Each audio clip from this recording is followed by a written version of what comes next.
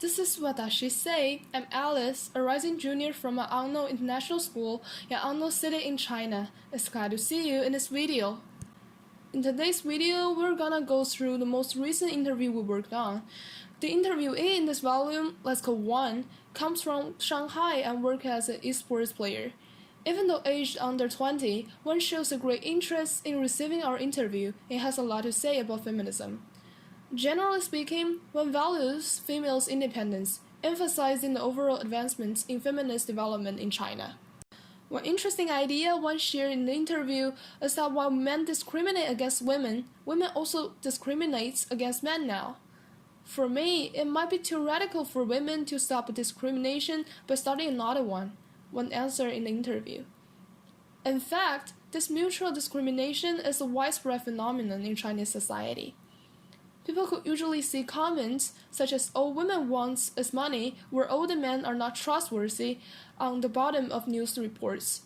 Despite the larger extent of discrimination toward women, both discriminations hurt the society.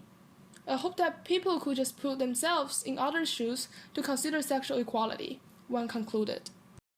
Another thing that's noticeable in particular in one's interview is their view about Internet's impacts on shaping people's idea toward female. For one thing, Internet opens several doors for people, including the one concerning feminism. Chinese people began to realize the importance of sexual equality because the Internet provides more access to information that broaden people's mind, one said, and this certainly contributes to the improvement of female social standing.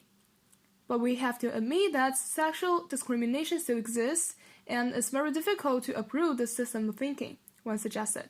For example, in the interview, one said that female esports players were usually treated differently from male players.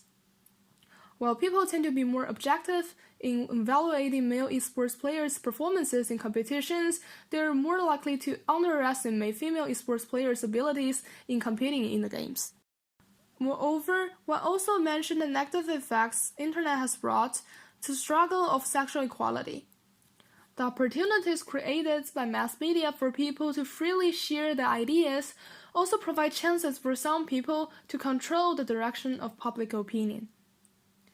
To be more specific, people insisting sexual discrimination could intentionally use different methods, such as emotion appealing, to confuse and mislead people's views in perceiving female independence. The control of public opinion, therefore, becomes an obstacle in the development of sexual equality. For instance, there was once an article saying that a female high school student was raped by her classmate, but finally chose to compromise with the perpetrators in the lawsuit. The people who published the first few comments under the article, rather than blaming the perpetrators, accused that the victim mustn't be a good girl or she wouldn't be raped. The following comments follow this direction incessantly, no matter it is out of their own opinions or the fear to be different from others. In short, the possibilities brought by Internet offer both advantages and disadvantages in feminist development, and the future of sexual equality in China has yet to see. Thanks for watching for What Does She Say? I'm Alice, a rising junior from an unknown international school in an unknown city in China. Also thanks to Helen, Oriel, and Rita for their contributions. So, hope to see you in our next video.